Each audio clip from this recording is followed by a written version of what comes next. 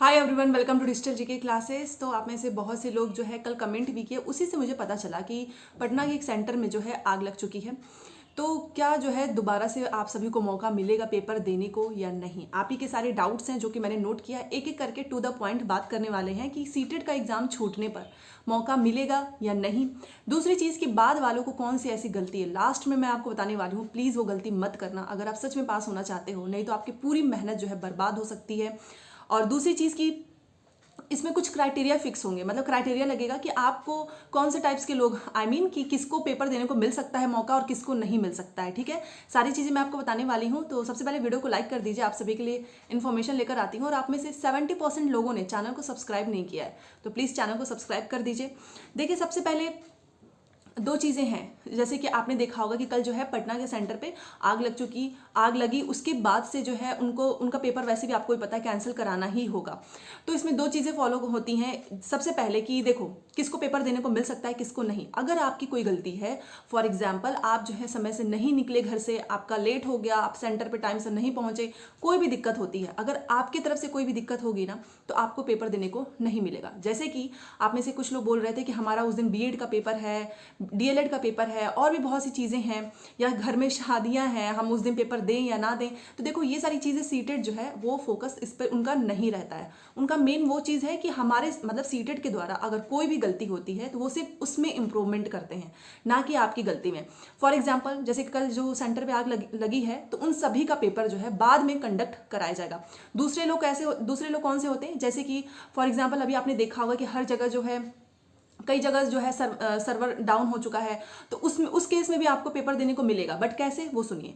अगर आपका for example आप सेंटर में पहुंचे, वहाँ पे एग्जामिनेशन हॉल में आपने एंटर किया, उसके बाद से आपने देखा होगा ना, वहाँ पे सिग्नेचर वगैरह होता है, आपका सिग्नेचर भी हो गया। सिग्नेचर होने के बाद आप बैठ गए और आपका पेपर स्टार्ट हो गया। उसके बाद से अगर उस सेंटर पर सर्वर डाउन होता है, तो जिन लोगों ने अटेंडेंस कर दिया था ना, क्योंकि अटेंडेंस होने के बाद ये सारी प्रॉब्लम स्टार्ट हुई है, तो अटेंडेंस जितने बच्चों ने अटेंडेंस किया था, केवल उन्हीं को पेपर देने को मिलेगा, क्योंकि उनके पास तो प्रूफ है ना कि इतने बच्चे जो हैं आज प्रेजेंट थे। बट अगर अटेंडेंस से पहले, जैसे कि कुछ दिक्कत हो गई है सेंटर पे, सर्वर डाउन हो गया, कोई भी प्रॉब्लम हुई है, बट अटेंडेंस से पहले ये सारी दिक्कत हुई है, तो उनके पास तो कोई प्रूफ है ही नहीं कि कौन से बच्चे आए थे, कौन से नहीं थे।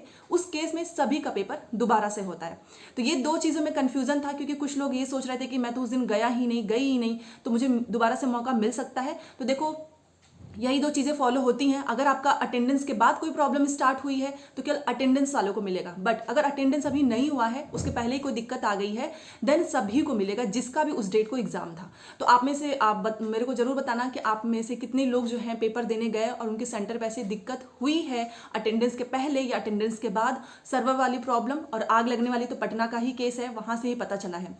एक चीज़ और है कि मान लो एक सेंटर पे है और वहाँ पे सबका नहीं, कुछ लोगों के सिस्टम में कोई प्रॉब्लम आ गई है, तो उसको फिर वो काउंटर नहीं करते हैं। ये नहीं कि एक किसी भी स्टूडेंट का खराब होता है ना, तो फिर वो दोबारा से उस स्टूडेंट का पर्टिकुलर पेपर नहीं लेगा, ना ही वो पूरा जो उस दिन का पेपर है उसको रद्द कराते हैं।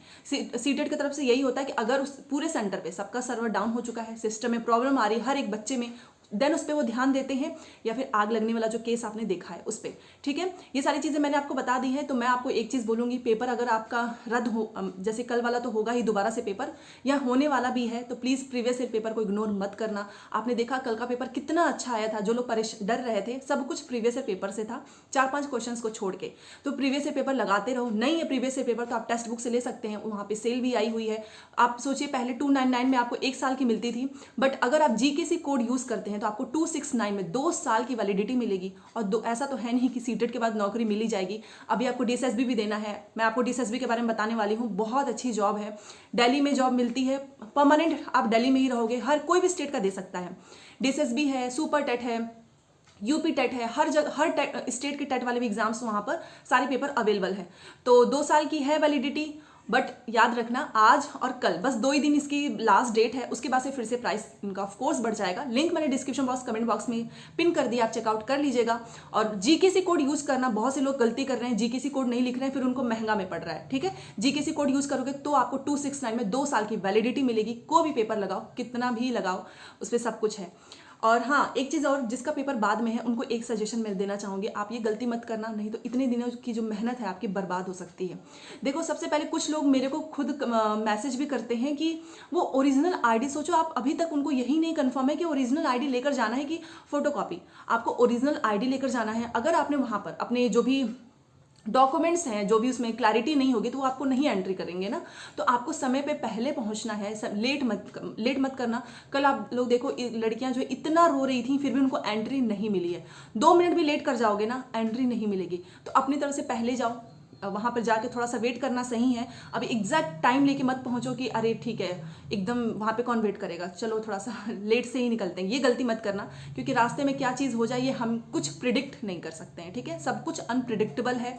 अपने हिसाब से समय से पहले पहुंचो, आईडी अपना लेकर जाओ, अपना वो एंट्री में कुछ भी फालतू की चीज़ें मत लेकर जाना। और बहुत लोग क्या कर रहे हैं, एडमिट कार्ड या कुछ रह रहा है उसके पीछे लिख ले रहे हैं। देखिए, आप ये गलती मत करना। क्वेश्चन आपको जितना याद रहे आप वो चीज़ करो, ठीक है। क्योंकि उस केस में क्या होता है ना, कई बार दिक्कत हो जाती है कि अगर आपने कुछ लिखा है, वो स्ट्रिक्टली मना करते हैं कि आप अपने एडमिट कार्ड के पीछे कुछ मत लिखो। दूसरों की हेल्प करनी अच्छी है, बट इतना भी नहीं कि आप अपना नुकसान कर लें। ओके, तो आपको जितना याद रहे आप उतना बताइए। एडमिट कार्ड के पीछे क्वेश्चंस लिखकर लाने की कोई भी ज़रूरत नहीं है, क्योंकि नुकसान आपका हो सकता है। ये गलतियां ऐसी है ना, किसके बाद से शायद ये आप कुछ भी हो सकता है ना। वहाँ पे वो लोग वैसे भी सब कुछ उन्हीं के हाथ में होता है, आपको भी पता है। अगर वहाँ पे कोई भी, अगर आपकी तरफ से कोई भी ऐसा काम किया जाता है जो उन्होंने मना किया है, देन वो कुछ भी कर सकते हैं। तो ये सारी चीज़ आपको नहीं करनी है। और हाँ, एक चीज़ और, कि जो लोग भी आके आपसे ये बोलें कि देखो प्रीवियस पेपर से कुछ नहीं आ रहा है, या ये पढ़ लो, वो किताब पढ़ लो, सारे पेपर वहाँ से मैच हो रहे हैं, आप उनके बहकावे में मत आना।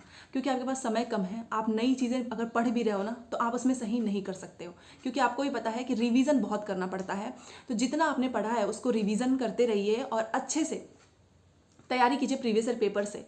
और एक चीज़ और, जिसका भी जैसे कि पटना में जो आग लगी थी, या फिर सेंटर पे जो सर्वर पूरा डाउन हो चुका है, उनका पेपर आपको पता है 7 फ़रवरी के बाद होता है। अगर आपको पता हो तो पिछली बार जब हमारा पेपर था तो उसमें आई थिंक पहला या दूसरा शिफ्ट ही था कि पूरा जो सेंटर पे ना सर्वर डाउन हो गया था। तो सीटेट वालों ने वो पेपर जो है लास्ट में कंडक्ट कराया था, जब सबका पेपर हो गया। और इसमें कुछ लोग करेंगे कि अरे बहुत टफ आएगा, बहुत हार्ड आएगा। बिल्कुल भी नहीं। अगर मैं आपको बताऊं तो पिछली बार का जो सबसे लास्ट में पेपर हुआ था ना, इतना आसान आया था कि मतलब ऐसा लग रहा था कि सबसे ज़्यादा कम समय में इसको ऐसे ही बना दिया है बस। बहुत अच्छे नंबर आए थे उस शिफ्ट वाले सभी बच्चों का, क्योंकि एक तो उनको पूरा एनालिसिस करने को मौका मिला है, जिसका लास्ट में जाता है बेनिफिट होता ही है। बट ये बेनिफिट लेना भी आपको आना चाहिए। अब आप सोए रहे हो, कुछ एनालिसिस नहीं देख रहे हो, बस इधर उधर सोच रहे अरे ठीक है अभी बहुत टाइम है, तो उससे नंबर नहीं आता है। एनालिसिस आपको देखना है, प्रीवियस ईयर पेपर भी करना है, और अच्छे से प्रैक्टिस करते रहो जो आपने पढ़ा है उसका। ठीक है, तो जिसका भी लास्ट में पेपर आएगा, इतना मान के चलो, क्योंकि आप पेपर बहुत आसान आने वाला है। कल का ही पेपर देख लो कितना, बाकी के कंपेयर में कल का पेपर बहुत अच्छा है। बर्ड से क्वेश्चन थे, एनिमल से थे।